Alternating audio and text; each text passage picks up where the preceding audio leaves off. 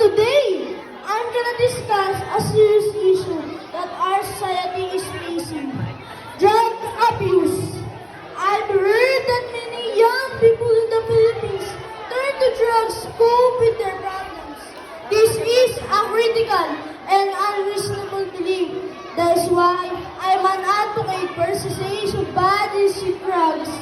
I believe that we need to empower and encourage every individual that there are healthy ways to deal with their problems.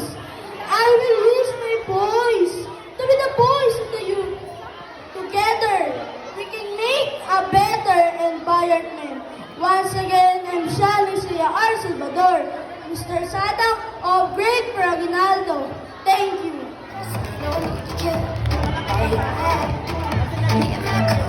The truth.